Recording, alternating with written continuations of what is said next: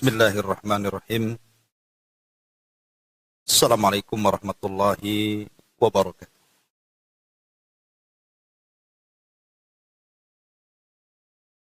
Alhamdulillah. Alhamdulillahilladzi arsala rasulahu bil huda wa dinil haq liyudhhirahu 'ala ad-dini kullihi wa kafa billahi syahida wa kafa billahi wakila. Ashhadu an la ilaha illallah wahdahu rabbi la syarika lah wa ashhadu anna Muhammadan 'abduhu wa rasuluhu alladzi la nabiyya ba'dah. Rabbi israh li sadri wa yassir li amri wahlul 'uqdatam min lisani yafqahu qawli, amma ba'd. Alhamdulillah, di pagi hari ini kita bisa duduk kembali untuk bertalabul ilmi, dan kita meneruskan kajian kita masih membahas 175 jalan menuju surga. Dan kita masuk pada halaman ke-43 pada poin ketiga, berdoa untuk menghilangkan kesyirikan, baik syirik kecil maupun syirik besar. Artinya poin yang ketiga ini masih bagian daripada poin yang pertama, di mana salah satu jalan menuju surga adalah at-tauhid. Dan tauhid itu harus menghilangkan lawannya, kesyirikan kepada Allah Subhanahu wa ta'ala. Ketika kita hendak mengupas sebuah keburukan ataupun kesyirikan, lawan daripada tauhid, bukan berarti kita hendak mengamalkan kesyirikan itu dengan mempelajari syirik, tidak. Tetapi orang Arab mengatakan, araftu syarra la li syarri, walakin litawakkihi, wa man lam ya'rifu syarra minal khairi fawaqa'a.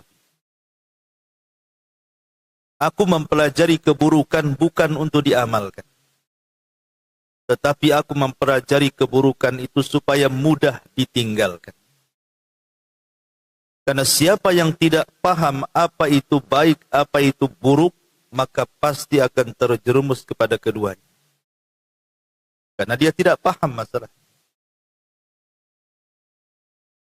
Makanya mempelajari kesyirikan untuk mengenal tauhid, supaya kita lebih mantap tauhidnya dan lebih mudah menjauhi kesyirikannya. Kata para ulama, wabididdihi wabididdiha tatabayyanal asya. Dengan mengenal lawannya, maka semakin jelaslah perkara. Di sini dijelaskan, Nabi SAW bersabda kepada Abu Bakar Siddiq radhiyallahu anhu, "Walladzi nafsi biyadihi, li syirki akhfa min dabibin namli. Ala adulluka ala syai'in idza qultuhu dhahaba, ataupun idza qultahu dhahaba anka qaliluhu wa kathiruhu.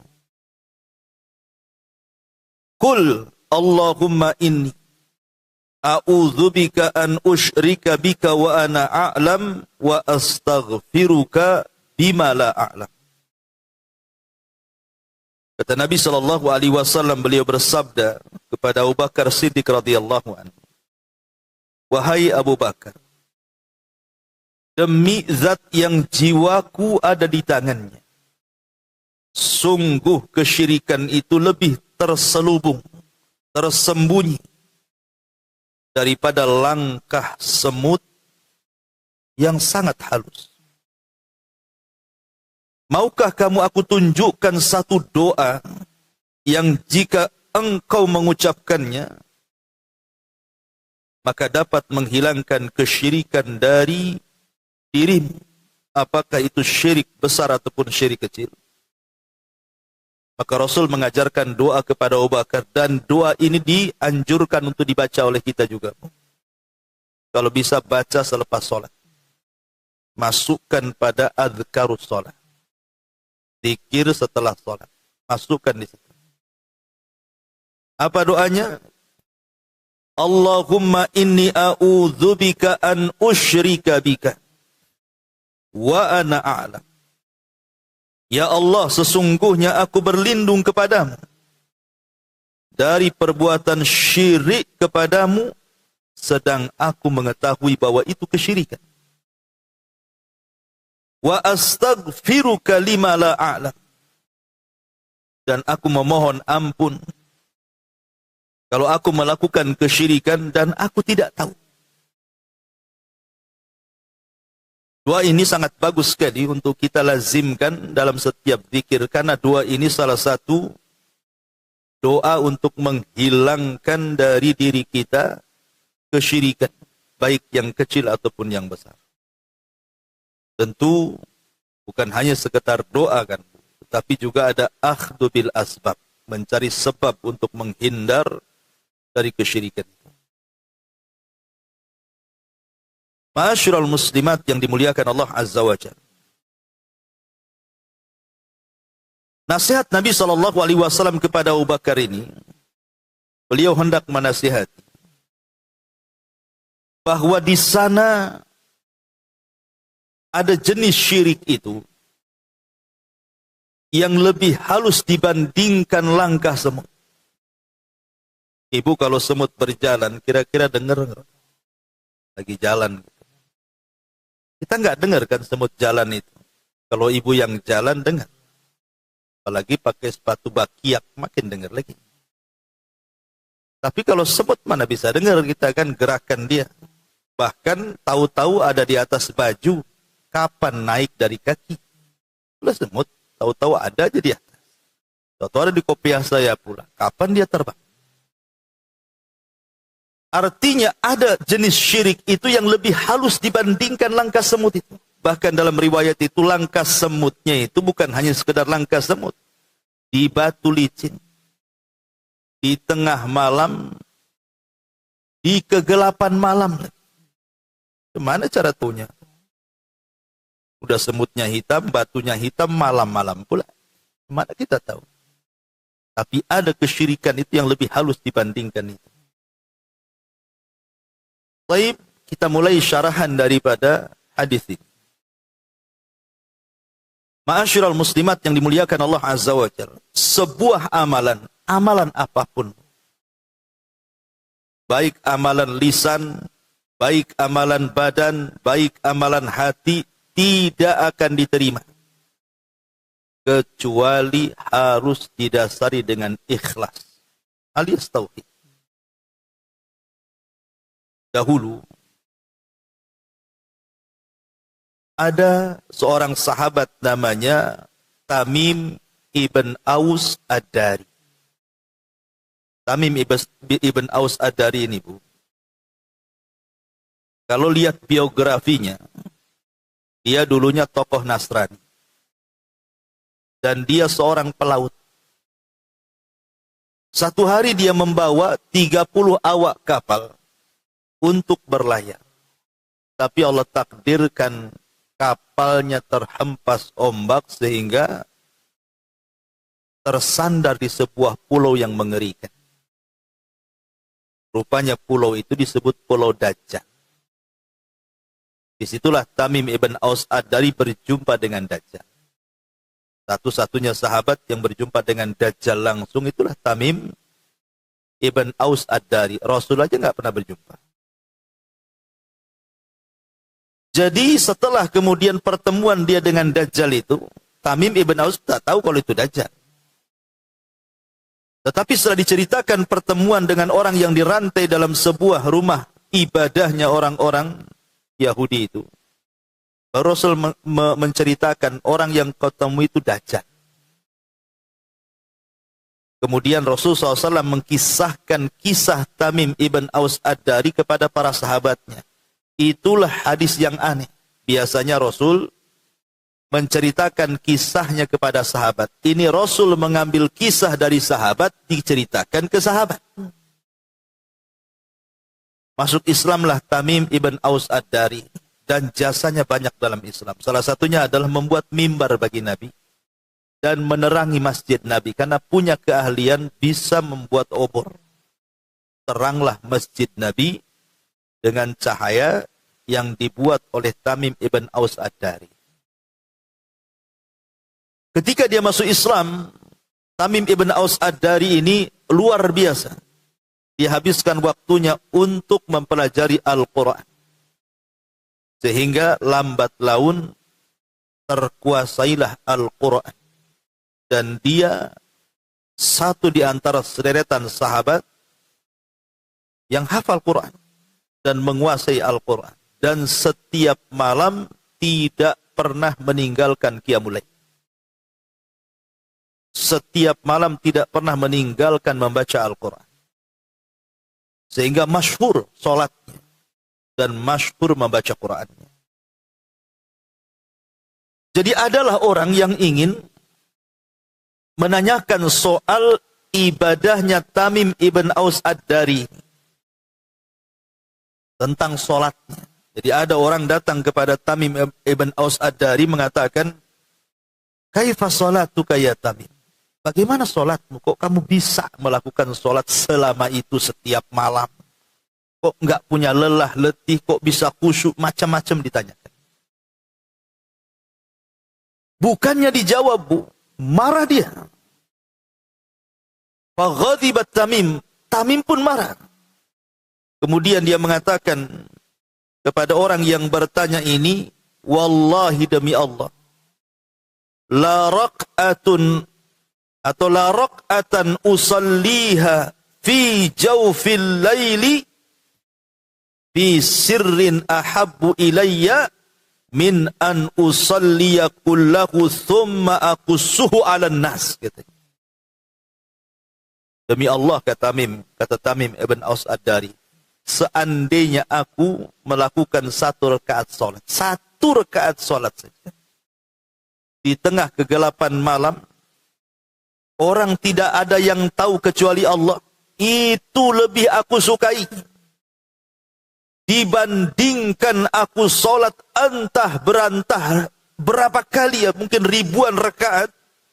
Setelah aku solat ribuan rakaat, tiba-tiba aku ceritakan pula kepada orang. Mustahil aku ceritakan solatku. Tuh, lihat, ini namanya orang ikhlas, Bu. Kadang-kadang ibu ini baru habis ngaji dari sini, pulang. Ketemu kawan di jalan. Kata kawan, "Dari mana, Dari Sukajadi." Ngapain ke Sukajadi? Ngajilah. Banyak orangnya. Lumayan. Dan saya paling depan pula. Terus yang lain bagaimana? Yang lain tidur, saya aja yang nyatat. Katanya, kan? Ceritanya. Ya. Berpura-pura sedikit, kenapa, Bu? Kalau ditanya, ibu dari mana? Dari sono. Dari sono, selesai. Ya. Sudahlah, jangan tanya-tanya, kan enak tuh, Bu. Jadi ibu enggak pamer, enggak ria kan gitu.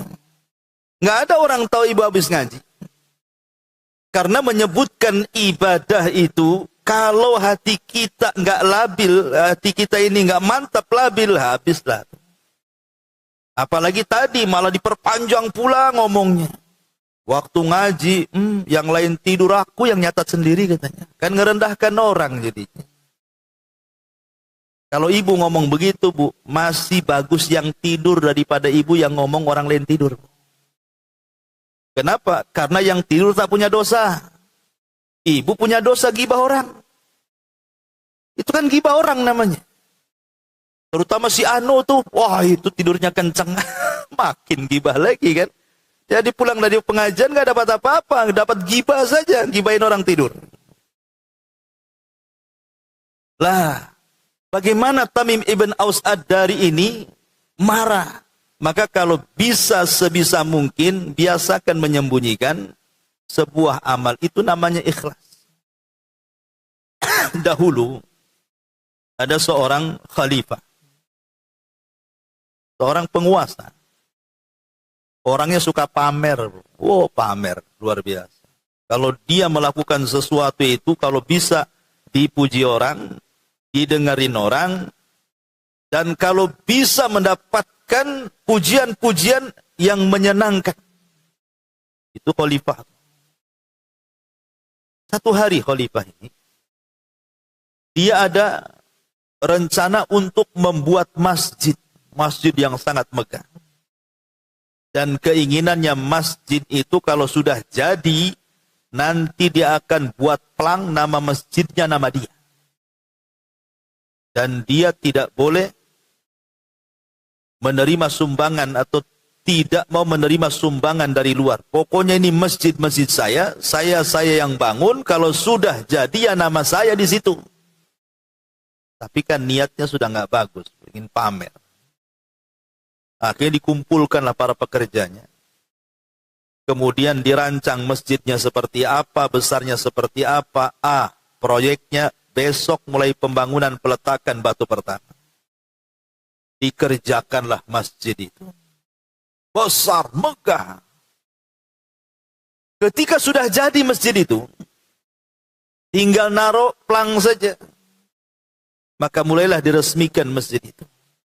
Kemudian dia mengatakan kepada pembantunya, pesankan plang, kasih nama saya, tancapkan depan masjid. Akhirnya sama pembantunya dibuatkanlah plangnya, nama dia, kemudian ditaruh depan masjid. Sang khalifah ini tiba-tiba malamnya tertidur, mimpi dalam tidurnya. Apa mimpinya, Bu? Plangnya dicabut orang. Kemudian digantikan nama, bukan nama dia, tapi nama seorang wanita tua. Terperanjatlah ini khalifah ini. Besoknya dia panggil pelayannya itu. Kau berangkat ke masjid sana. Lihat plangnya itu masih atas nama saya atau bukan? Dilihat rupanya tak ada yang berubah, masih atas nama khalifah. Tenanglah sang khalifah. Beberapa malam berikutnya mimpi lagi, mimpi pula sama mimpinya. Berseri pula tuh mimpi itu. Sama tuh mimpinya. Katanya plangnya dicabut, diganti pula dengan plang orang, namanya seorang wanita tua.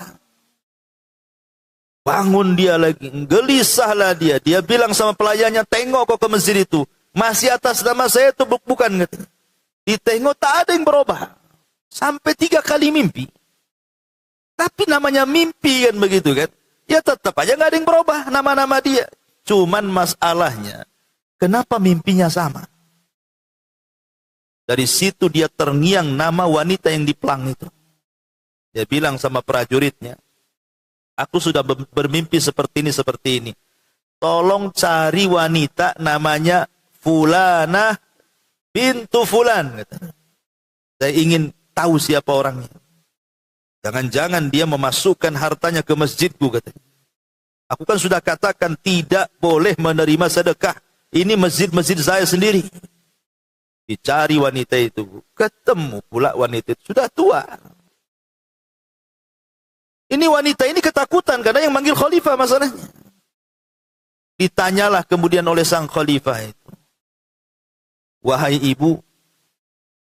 Ibu tahu enggak? Ini masjid siapa? Kata ibu, ini yang masjid dirimu, masjid sang khalifah. Pernah enggak kau memberikan sesuatu? Mungkin kalau bahasa kita mungkin semen 1 sak, atau mungkin bata 1 lori, atau mungkin besi 1 lonjor, kau berikan ke pekerjaku, katanya. Kata wanita tua ini, boro-boro, makan aja sulit, mau ngasih semen pula. Nggak ada. Bahkan saya suka berlalu lalang di masjidmu dan saya takjub karena masjidmu besar, megah, mewah. Tidak ada masjid di kerajaan ini semewah masjidmu. Akhirnya sang khalifah terus mendesak-desak. Wanita ini nggak ngaku, memang nggak pernah nyumbang sedikit pun. Kata sang khalifah, tolonglah ingat-ingat. Berapa jumlah hartamu yang kau masukkan ke masjid? Ku ganti semuanya. Wanita ini memang nggak pernah nyumbang. Tapi kata wanita ini teringat, begini Tuhan, aku tidak pernah nyumbang loh, walaupun sedikit pun. Tapi aku sering jalan-jalan ke depan masjidmu. Pernah satu hari katanya, aku lihat ada seekor kuda. Kakinya terikat.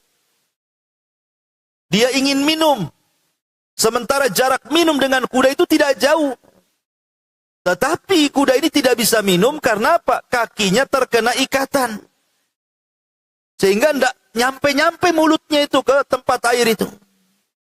Dan kuda itu biasa digunakan para pekerja untuk ngangkut bahan bangunan. Kasihanlah aku, kata nenek ini, karena kakinya terikat tali. Ku lepaslah tali kakinya itu. Akhirnya dengan itu dia bisa minum dari tempat minum itu.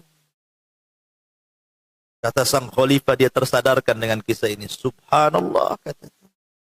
Engkau melakukan karena Allah. Engkau melakukannya karena Allah. Tapi aku membuat masjid ini bukan karena Allah. Kemudian dikumpulkan prajuritnya. Hei prajurit, turunkan pelang nama saya, ganti nama ibu ini. Bayangkan, dia tidak nyumbang, hanya nyumbang tenaga, bantu kuda. Biar bisa minum. Masalahnya kuda ini digunakan untuk manggul bahan bangunan. Untuk masjid itu. Itu saja tuh. Kata sang raja, turunkan pelangku katanya. Kasihkan nama nenek ini. Karena dia beramal ikhlas karena Allah. Tapi aku tidak karena Allah. Kan luar biasa bu kalau kayak gini. Ini enggak. Ibu nyumbang ke masjid. Enggak plan 4 yang ibu yang masjid. Coba. Ajak kawan. Tahu enggak bu? Ini masjid saya loh yang sumbang. Dikasih tahu pula orang tuh. Tuh yang itu tuh saya. Tuh saya masih ingat. Ini loh fotonya masih ada. La ilaha illallah. Lah itulah orang yang digambarkan. Bahkan dahulu ada ulama salaf, cicit daripada Nabi SAW, namanya Husain ibnu Ali ibnu Husain ibnu Ali bin Abi Thalib. Ini jatuhnya cicit Nabi. Namanya Ali bin Husain, putra daripada Husain. Husain putra daripada Ali. Ali ya putra Abi Thalib, dan Ali menikah dengan Fatimah. Lahirlah Husain. Husain punya anak namanya Ali bin Husain. Dan itu satu-satunya keturunan Husain yang selamat. Dalam perang Karbala. Ketika Husain dipenggal lehernya oleh orang-orang Kufah. Maka tidak ada yang selamat. Keluarga Nabi terbantai di Karbala. Kecuali satu lah yang selamat. Nih, anak Husain ini. Namanya Ali. Ali bin Husain. Maka siapapun yang mengaku keturunan Nabi lewat jalur Husain, harus nasabnya sampai kepada Ali bin Husain Zainul Abidin. Zainul Abidin ini, Allah subhanahu wa ta'ala berikan banyak harta. Ya Allah, luaskanlah rizki. Alhamdulillah. Jadi orang kaya.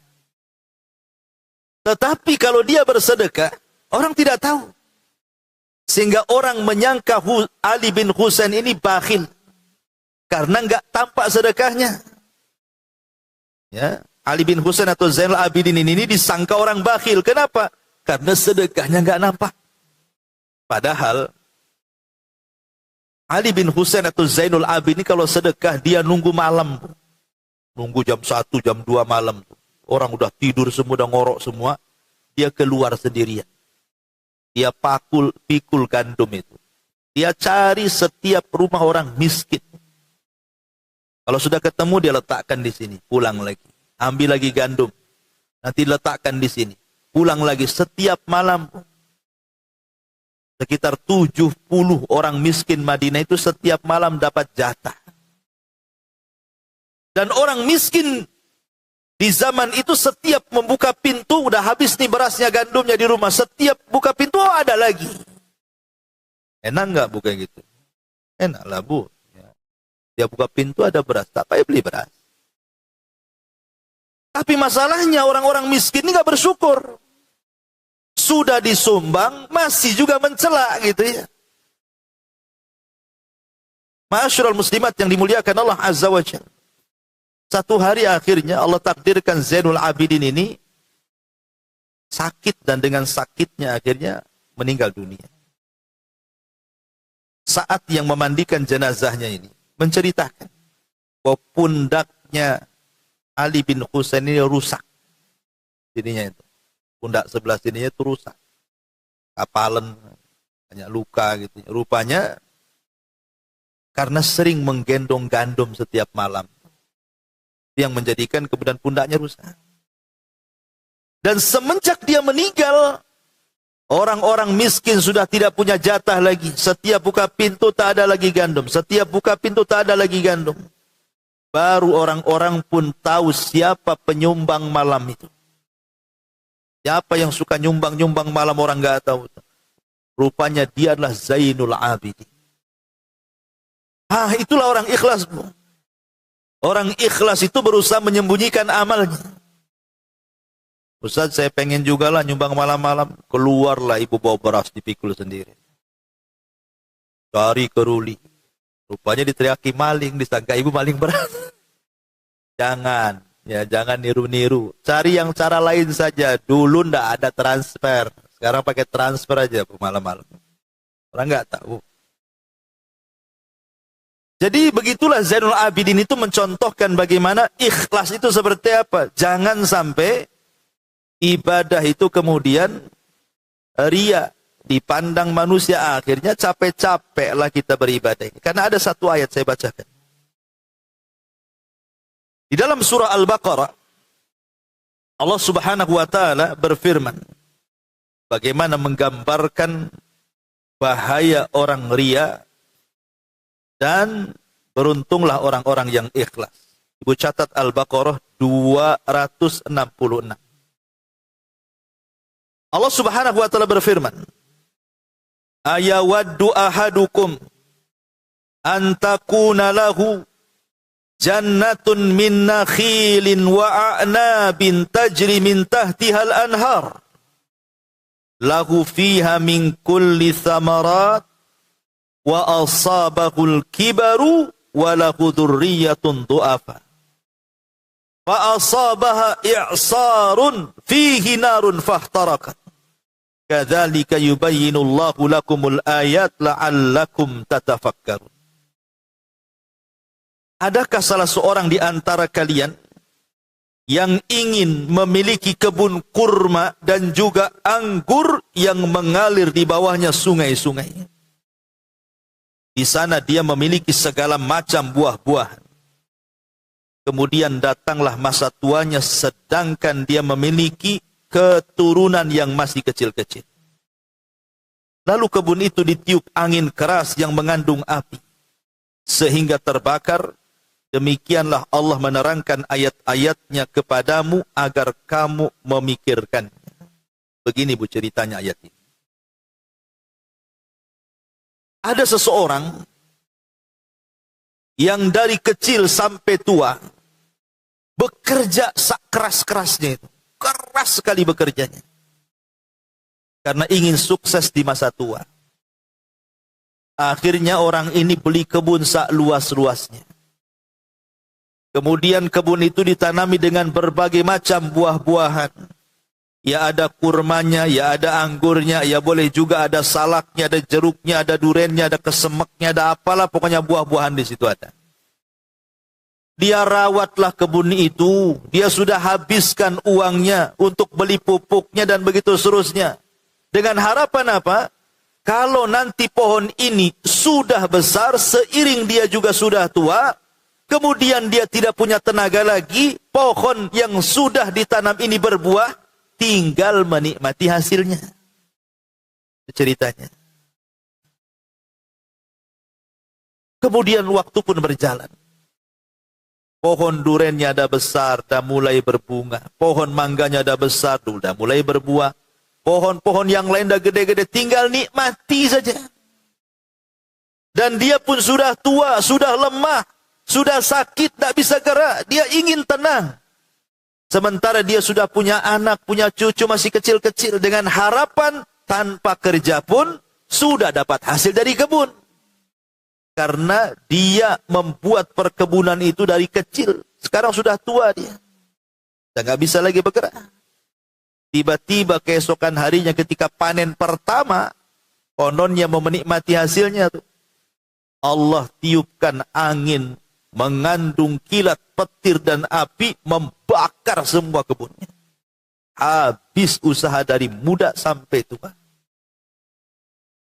Maksudnya apa ayat ini dengan bab kita ini? Maksudnya gini, jangan sampai orang itu seumur hidupnya itu kalau ibadah bukan karena Allah. Salat bukan karena Allah, puasa bukan karena Allah, haji bukan karena Allah, baca Quran tidak karena Allah, ngaji pun bukan karena Allah. Semua bukan karena Allah. Tiba-tiba setelah mati datang pula menghadap Allah, ya Allah, mana pahala puasa saya, mana pahala zakat saya, mana pahala jihad saya, mana pahala saya ngaji itu mana? Kata Allah, tak ada. Habis pahalamu. Jadi jangan sampai seperti ini, maksudnya seperti itu. Sudah capek, lelah, letih, amilatun nasibah, tasla naran, hamiyah. Lelah, letih ibu bekerja, beramal tuh. Tapi karena bukan karena Allah, ketika menghadap Allah, satu pahala pun tidak dibawa. Nah, jangan seperti kisah ini. Sudah capek-capek lah beramal. Sampai tua mau mengambil hasilnya, nggak ada yang diambil satu buah-buahan pun. Sama dengan orang beramal 1 hari, 1 bulan, 1 tahun sampai mati. Ya, dengan harapan dia dapat sorga. Rupanya sorga pun tak dapat. Kenapa? Karena tadi. Karena ria. Makanya saya nasihati, maaf ibu ya, maaf, jangan tersinggung. Kalau ibu sudah hijrah tuh bu, jangan yang diperhatikan itu soal penampilan aja. Kadang-kadang begitu jeleknya itu orang yang baru hijrah. Yang dipentingkan itu penampilan. Ada baju, jubah terbaru, suka beli. Nampak tas ini, cakep juga nih, kalau tas ini bawa ke pengajian, yang lain belum punya. Suka beli lagi. Nampak cadar nih, ini cadar terbaru nih. Cadar banana nih. Beli, suka. Kan. Jadi kerjanya itu hanya ngaca saja bu. Jilbab geser sedikit, aduh, nanti dikritik pula kau aja di pengajian. Kenapa mereng kan? Apalagi sakit kepala lagi masangnya. Kadang orang hijrah itu yang diperhatikan ya pakaian saja. Kalau tidak sandal ya tas, kalau tidak tas ya pakaian, kalau tidak pakaian ya jilbab. Belum lagi aksesorisnya. Wah, aksesorisnya banyak kali. Pernak-periknya. Allah loh tidak akan mandang penampilan ibu. Rasul katakan, innallaha la yanzuru ila suwarikum, kata Rasul. Allah tidak memandang penampilan kalian. Wala ila amwalikum, tidak pula pada harta yang dibawa, pakaian yang mahal, tas yang mahal. Anda Allah tidak memandang itu.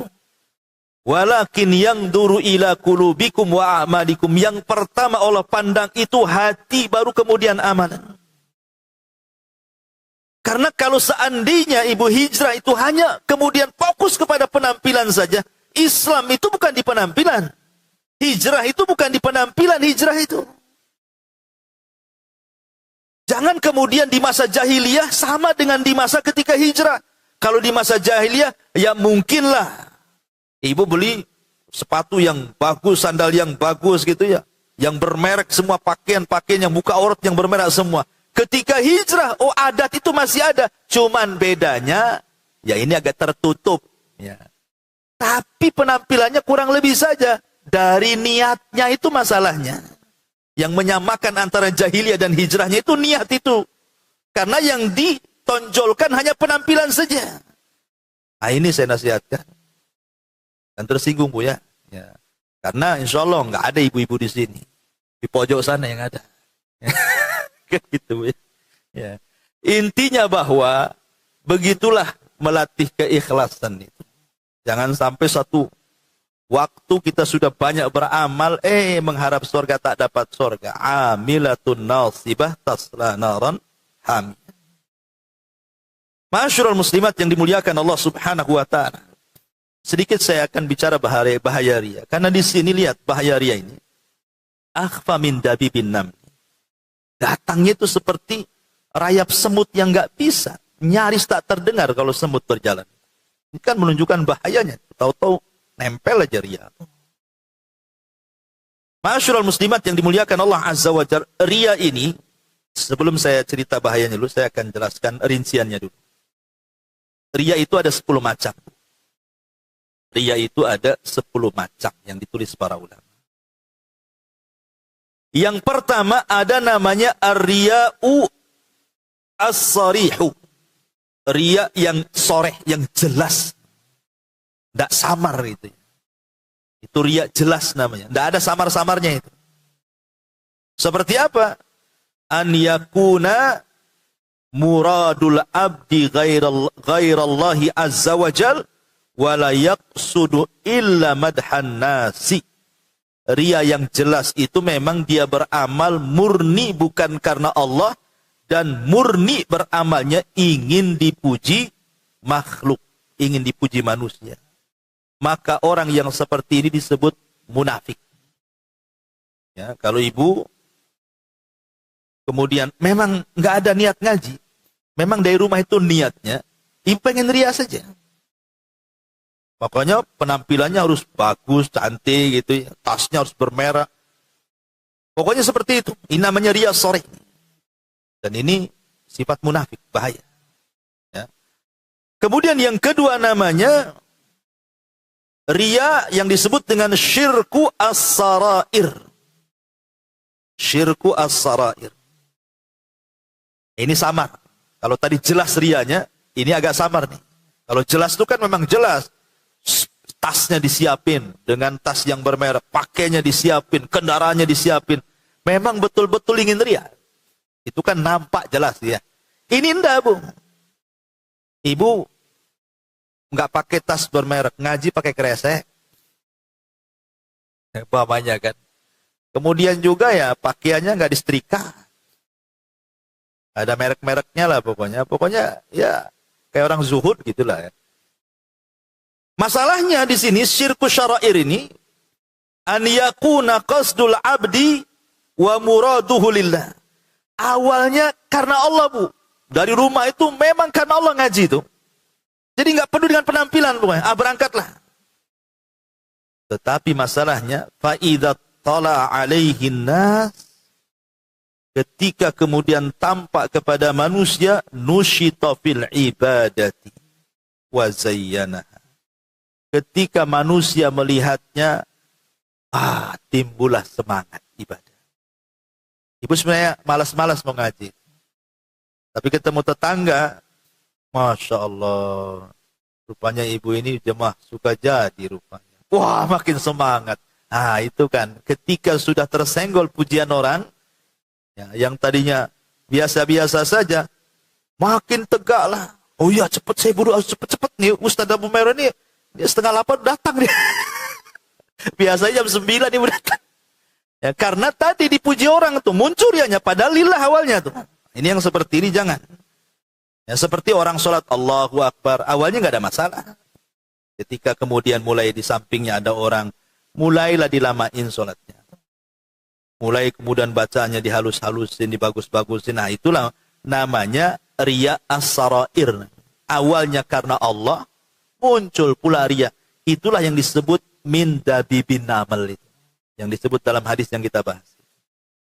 Tahu-tahu ada saja riya itu. Padahal awalnya enggak karena riya. Tahu-tahu kok muncul riya ini. Nah itulah lebih halus dibandingkan jalan semut itu. Tahu-tahu ada namanya. Kemudian yang ketiga, ar-riya'ul khafi. Ada namanya riya al-khafi. Apa riya khafi itu? An yakhlusal abdul ibadata lillah fa'arafan nas dzalika famadahu fasakana qalbu. Ibu ibadah lillahi ta'ala, Bu. Ibu sedekah karena Allah, sholat karena, pokoknya tidak adalah memang betul-betul niatnya karena Allah. Begitulah ibu kesehariannya. Sudah bertahun-tahun lah seperti itu kebiasaan ibu. Namanya ibu suka sedekah terus sampai mungkin 10 tahun. Ya, udah jadi kebiasaan sedekah bagi dia. Udah nikmat sedekah itu. Memang betul-betul ikhlas. Entah kenapa. Tiba-tiba kemudian ada orang yang bercerita soal ibu. Mungkin ibu tidak dengar langsung, ada yang menyampaikan. Oh gini, Om, tadi saya ketemu Ustaz Abu Humairah. Kenapa emang? Cerita rupanya ibu ini tukang nyumbang ke pesantren. Tenang. Oh berarti Abu Humairah itu tahu lah kan. Makanya diceritakan sama orang. Tenang dia kan. Lah inilah ketenangan hati. Harusnya kan ibu bantah. Ah bukan saya. Itu bukan saya. Salah lah Ustadz itu. Harusnya kan begitu Bu. Ya, ketika ibu tenang. Apalagi kemudian asik mendengarkan. Terus Ustadz ngomong apa lagi? Cuman gitu aja ya. Subhanallah kan. Ah ini namanya syirkul khafi. Syirik khafi, terselubung. Ini hati-hati. Ini ria yang terselubung. Kalau tadi ria yang sifatnya rahasia. Kemudian yang nomor 4 namanya ria al-badani. Ria dalam jenis badan. Seperti kaman yadhar asfarul launi wa syuhubal wajhi liyaran nas annahu sahibu ibadatin. Menampakkan badan dia. Ya, menampakkan badan dia seolah-olah dia ahli ibadah. Seolah-olah ahli ibadah. Nampak kurang tidur, matanya cekung gitu kan. Kemudian asik ngeludah disangka orang puasa padahal lagi sariawan. Ya, pokoknya gitu Bu ya. Ya pokoknya dia nampakkan lah, pokoknya seolah-olah dia ahli ibadah padahal sebab bukan ahli ibadah. Dia ingin ria saja dengan ibadahnya. Makanya dahulu seorang sahabat Nabi SAW dalam hadis yang panjang sekali yang bercerita tentang 70.000 orang yang masuk surga tanpa hisab dan adab itu. Salah satu perawinya adalah mengatakan apa? Ketika dia mengatakan semalam ada meteor. Siapa di antara kalian yang tahu meteor jatuh semalam? Kemudian sahabat ini mengatakan saya, wahai Rasul, tapi semalam saya tidak sedang sholat malam. Tapi saya tersengat kalajengking, dia bilang itu. Jadi dia memberitahu orang-orang bahwa semalam saya terbangun. Kemudian menjelaskan, tapi saya bukan sedang sholat malam. Supaya kesannya apa? Jangan sampai kemudian orang menyangka dia sedang pamer bahwa bangunnya dia di malam hari itu tuh sholat malam. Maka dia tepis tuh. Kata-kata sholat malam itu dan mengatakan, semalam saya bangun, saya nampak tuh meteor itu. Tapi saya tidak sedang sholat malam. Tapi saya nampak tuh meteor itu. Karena semalam kakiku tersengat kalajengking. Dia berusaha. Ya, jangan sampai kemudian orang bersuudon ataupun berhusnudon sama dia. Dia tepis semuanya. Nah, kalau bisa seperti itu. Ya, jadi kalau sudah nampak orang ini memuji kita, kalau kita tepis, nggak bener lah. Mungkin salah orang, mungkin bukan saya, mungkin sama namanya tapi bukan saya. Sama orangnya tapi bukan saya. Begitu, ditepis gitu kalau seandainya ada hal-hal yang membangkitkan ria. Kemudian yang nomor 5, ria'ul libas wazi. Kalau tadi badan, sekarang pakaian. Nah, ini yang tadi saya katakan, saya nasihatkan. Ya, kalau hijrah itu jangan asli pakaian aja yang diperhatiin itu. Kemudian yang nomor 6, ria'ul qauli. Ria dalam bicara. Kaman yahfad aqwalal ulama wa ikhtilaf al-fuqaha fi mas'alataini aw thalatha. Fa idza jalasa fi majlisin iftataha huma liyubayyana lin-nas annahu 'alimun bi ikhtilafil fuqaha mulimun bi aqwalil ulama. Ini ulama mencontohkan seperti memangnya orang yang memang dia talabul ilmi, dia hafallah perkataan-perkataan pendapat-pendapat para ulama itu. Apabila dia duduk di majlis, maka dia seolah-olah alim, dia menyebutkan ini pendapat Syafi'i, pendapat ini. Tapi tujuannya bukan ngasih ilmu, hanya ingin pamer kalau dia itu hafal pendapat-pendapat itu, gitu maksudnya. Lah kalau urusan ilmu seperti ini saja, ini bisa menjadikan ria, Bu. Apalagi ibu pamer soal keluarga. Ini masalah ini saja bahaya. Apalagi masalah keluarga, nggak ditanya cerita anaknya. Alhamdulillah, anak saya ada di Jakarta. Kan ibu nggak ditanya anaknya, kenapa cerita anak? Kita ini lagi cerita ngaji, kok lari ke anak pula. Ya. Alhamdulillah anak saya begini-begini. Alhamdulillah, pokoknya memuji dia saja dan keluarganya. Ya, yang kawannya bengong aja kan itu. Jadi hal-hal yang seperti ini jauhi. Kemudian yang nomor 7, ar-riya'u bil ashab wa zairin. Riya bil ashab wa zairin. Riya dengan memuji mungkin gurunya, mungkin temannya, ya. Tetapi dalam rangka sebenarnya dia ingin memberitahu kepada orang bahwa dia itu sedang riya sebenarnya. Seperti dia mengatakan, barusan tadi pagi saya ziarah ke pesantren Anu, ketemu saya sama Ustadz Anu, sama Kiai Anu, kan. Sebenarnya dia ingin mengatakan bahwa, tuh lihat saya dekat dengan ulama loh, kamu enggak, cuman enggak ngomong begitu. Nah, cuman dia bilang, ya saya ziarah ke sana. Kalau dia mau ngomong itu seolah kamu itu jauh dari ulama, saya dekat gitu. Maunya begitu, cuman bahasanya beda. Nah, kan kayak gitu tuh bahaya, Bu. Bahaya seperti itu. Samalah dengan seandainya ini kan dari perkataan mafhum mukhalafah namanya. Seperti ibu kalau memuji suami orang, ya, dipuji-puji luas semua orang tuh. Bang, kalau bisa kayak suami tetangga tuh, tengok rajin kali, pagi-pagi udah bangun, abang pula tidur ngorom jam 8 baru bangun. Ini sama dengan ibu katakan apa? Kalau bisa suami saya dia, bukan kamu gitu. Cuman ngomongnya nggak gitu, muji suami orang, gitu maksud. Kurang lebih kayak gitu, Bu. Ya. Itu namanya mafhum mukhalafah. Lah ini juga sama, riya dengan menggunakan mafhum namanya. Bahaya, ya. Ini bagian riya juga. Kemudian yang nomor 8, ar-riya'u bidhammin nafsi. Riya tapi dengan mencela diri sendiri, Bu, tapi tujuannya riya. Kesannya tawadu, tapi ibu sedang riya. Ya saya sih, ya orangnya gimana gitu ya. Gimana aja. Dia mencela dirinya tapi dalam rangka riya, sok-sok tawadu loh bahasa kitanya itu, merendah gitu ya. Kalau saya tidak bisa sih. Nah, maksudnya itu seolah-olah dia ingin mengetahui biar dia tahu saya ini orangnya tawadu. Padahal sedang menghinakan dirinya sebenarnya dia. Karena ada orang yang merendah itu supaya sebenarnya orang ini orang baik. Buktinya dia orangnya tawadu. Dia tidak sedang tawadu, dia sedang riya sebenarnya. Jangan suka ngerendah-rendahkan diri hanya untuk dipuji orang. Kemudian yang nomor 9, mahabbatu tauqirin nasi lahu. Suka kalau seandainya dihargai manusia. Dan ini yang paling banyak di masyarakat yang seperti ini. Ria yang pengen dihargai. Ya mungkin di situ dia merasa tokoh, merasa RT, RW atau apa, atau tokoh penggerak atau apa lah kan itu. Kalau tidak dapat pujian, tidak dapat penghargaan, itu rasanya sakit hati kerjanya. Nah, ini juga bahaya. Kemudian yang terakhir, riya bi an yaj'alal ikhlas wasilatun lil matlub ghairir ridha Allahu azza wa jalla. Riya dengan cara menjadikan ikhlas itu wasilah untuk mencari keridhaan selain Allah.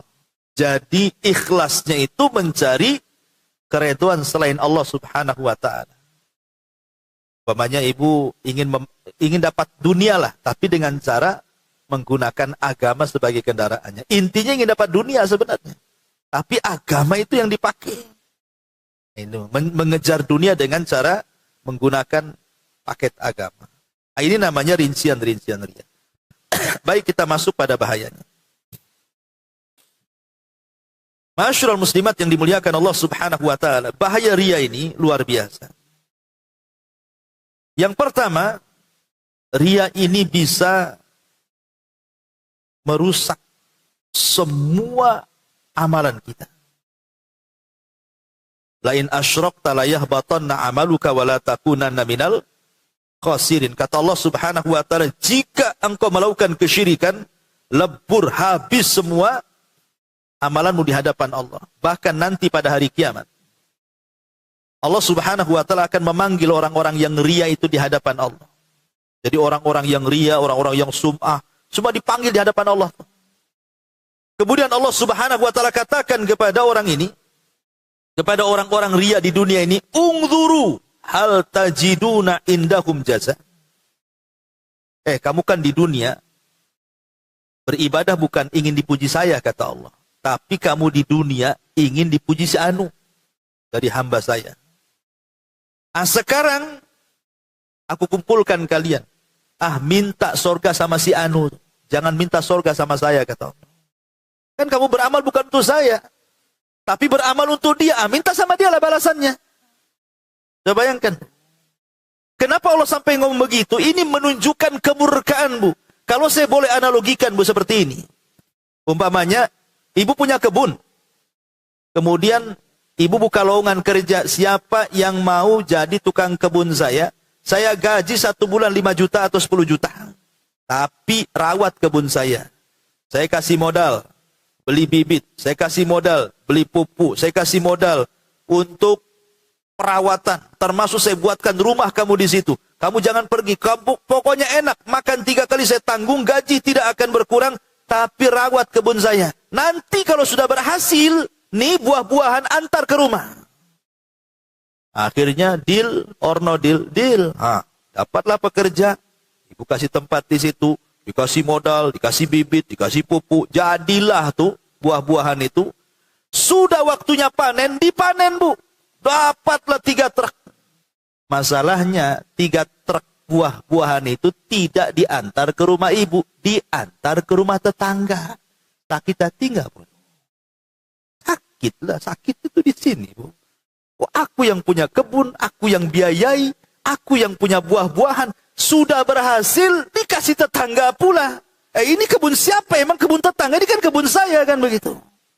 Itu sama seperti itu. Allah sudah baik sama kita, menciptakan kita, kasih rizki, kita kasih kesenangan macam-macam. Harusnya Allah minta syukur, kita beribadah kepada Allah, dikasih pula kepada orang lain. Apa enggak murka Allah tuh? Kurang lebih seperti itu. Atau umpamanya ibu punya usaha, anggaplah buat kue gitu ya. Akhirnya ibu kemudian cari karyawan. Siapa yang mau jadi pekerja saya? Saya. Berapa gajinya? Saya gaji kok 10 juta sebulan. Kerjamu hanya buat kue saja. Nih saya kasih alat-alatnya, nih kasih adonannya, nih semuanya saya kasih. Kok hanya kerja saja? Akhirnya dia kerja-kerja, jadilah kue banyak. Ketika sudah jadi kue, bukan diantar ke ibu yang punya usaha, ke orang lain pula gitu.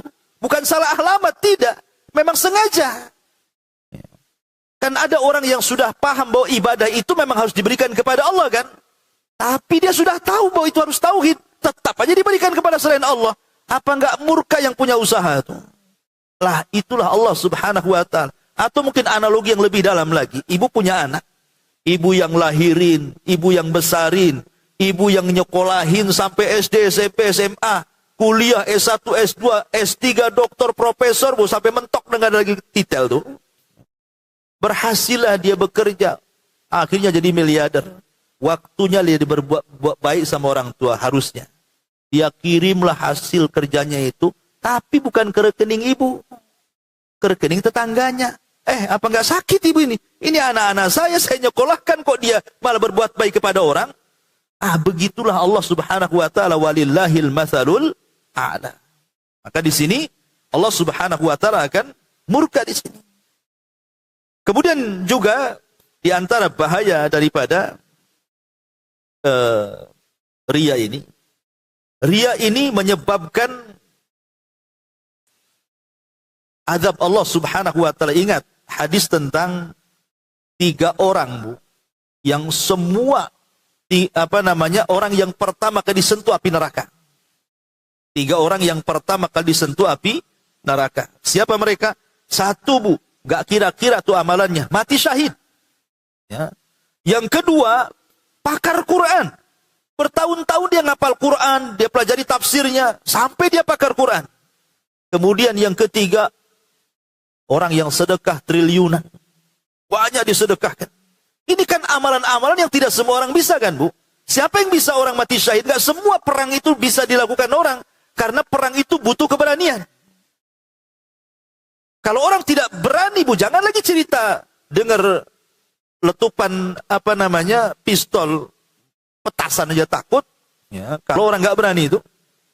Kemudian siapa yang kemudian menghabiskan waktunya untuk belajar Quran sampai kemudian habis di situ waktunya kan? Nggak semua orang bisa nongkrongi Quran, dihafalnya, dipelajari tafsirnya, dan nggak semua orang juga ahli sedekah. Apalagi sampai miliaran triliunan kan?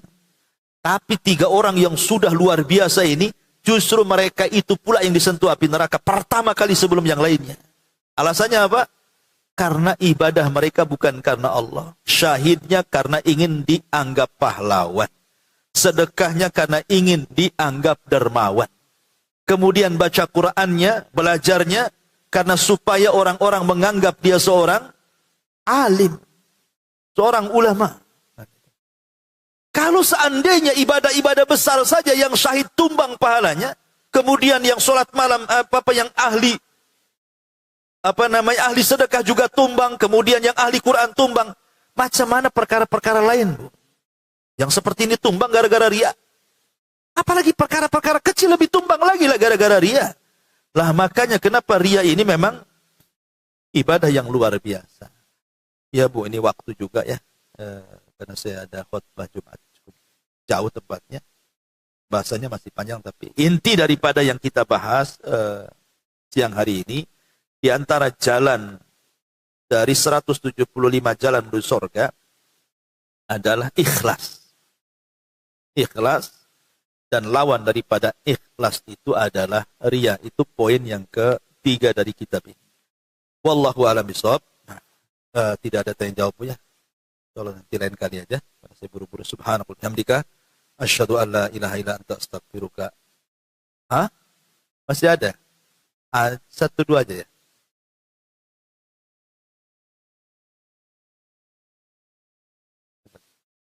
Dua poin Ustaz. Oh, boleh.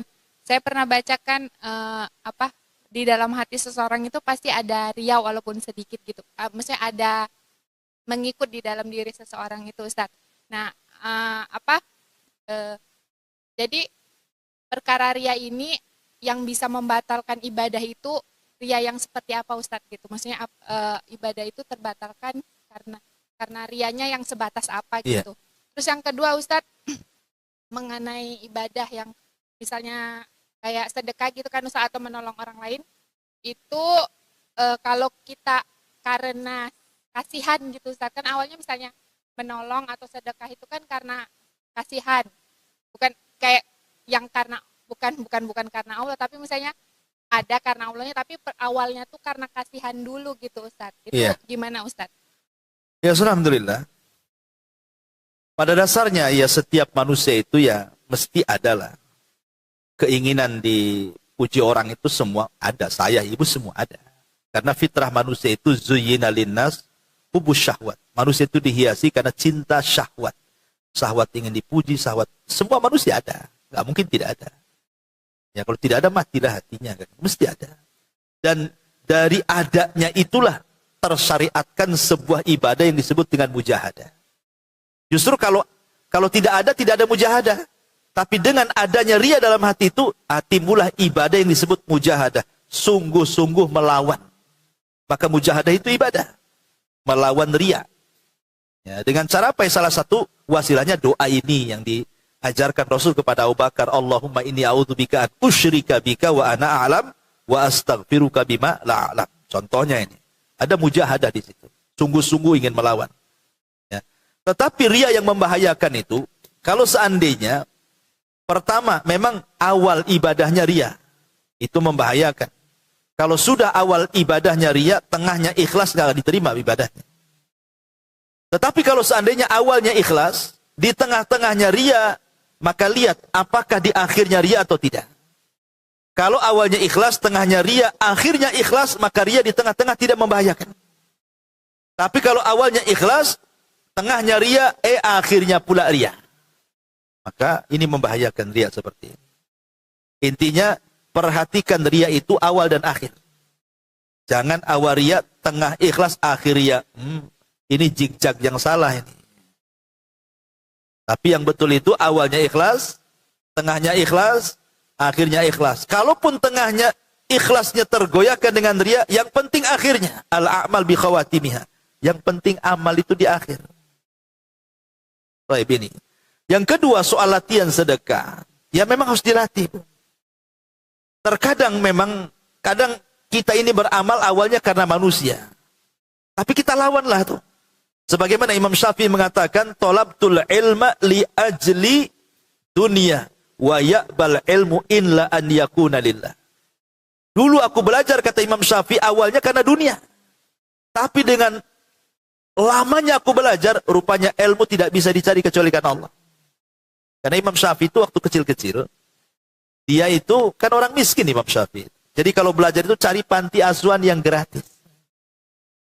Jadi ini pondok pesantren gratis masuk situ. Kan awalnya kan cari gratisan kan? Karena dunia tuh. Awalnya Imam Syafi'i itu cari pondok gratisan. Tapi setelah pintar jadi ulama besar, baru dia mengatakan wa ya'bal ilmu illa an yakuna lillah. Rupanya ilmu tidak bisa dicari kecuali karena Allah. Awalnya nggak apa-apa, seperti itu latihan, lama-lama kemudian ikhlas. Memang kalau nggak dilatih kan nggak bisa, memang harus dilatih kan, itu memang berat kan. Jangankan sedekah semua ibadah, sholat malam, umpamanya kan berat bu. Tapi jangan langsung ke sholat malamnya ibu latih. Nggak pernah sholat sunnah sama sekali, langsung ingin latihan sholat malam, bangun tengah malam bu. Bukan begitu latihannya. Tetapi latihannya mulai dari sholat sunnah di siang hari dulu. Ya, yang mudah-mudah dulu lah sholat duha siang-siang. Ya kan, sholat tahiyatul masjid. Kalau semua sholat sunnah ibu di siang hari bisa dilakukan, insya Allah kalau menginjak ke sholat malamnya agak mudah karena sudah terbiasa di siang hari. Jangan pula ngaku aku rajin sholat malam, tapi sholat siang tak ada. Mana ada orang ngaku kayak gini? Siang-siang bolong mudah bangun aja tidak bisa sholat. Malam pula yang susah bangun kok ngaku sering sholat. Gimana, dari mana ceritanya? Jadi latih itu yang mudah dulu. Ya, sebab sedekah pun kalau langsung 1 miliar apa enggak sok bu? Ya sedikit dulu kan itu. Latihan. Kayak ibu ke pasar. Latihan sedekah di pasar bu. Pamannya ibu nampak nih jual kangkung ini kasihan. Tahu itu orang miskin lah, tuh tahu saya rumahnya orang susah. Udah tahu dia susah, ibu pun tahu dia susah. Apa salahnya bu? Pura-pura belilah 1 ikat kangkung, 2 kangkung gitu kan. Nah, kemudian ibu kasih dah lebih, mungkin harganya 10.000, ibu kasih 100.000. Nah ambil aja. Nah, kan itu enak bu. Tapi jangan ada kamera tersembunyi bu. Itu lagi ngeprank namanya. Buat konten namanya ya. Nah, ya memang betul-betul ikhlas latihan seperti itu. Mungkin ya ambil aja. Jangan pula jadi orang bakhil. Harga kangkung itu 99.000. Berarti masih ada kembalian 1.000 kan? Oh, ditunggu yang 1.000 itu sama ibu. Apa enggak stres pedagang itu nyari uang kembalian 1.000 tuh? 1 jam keliling 1 pasar dia. Gara-gara 1.000 ibu tuh. Ya jangan. Maksudnya kan ada latihan-latihan juga di situ. Baru setelah terbiasa jadi luar biasa. Ya, wallahu a'lam. Sekira cukup. Subhanallah bihamdika, asyhadu an la ilaha illa anta, astaghfiruka wa atubu ilaik. Allahu ta'ala. Assalamualaikum warahmatullahi wabarakatuh.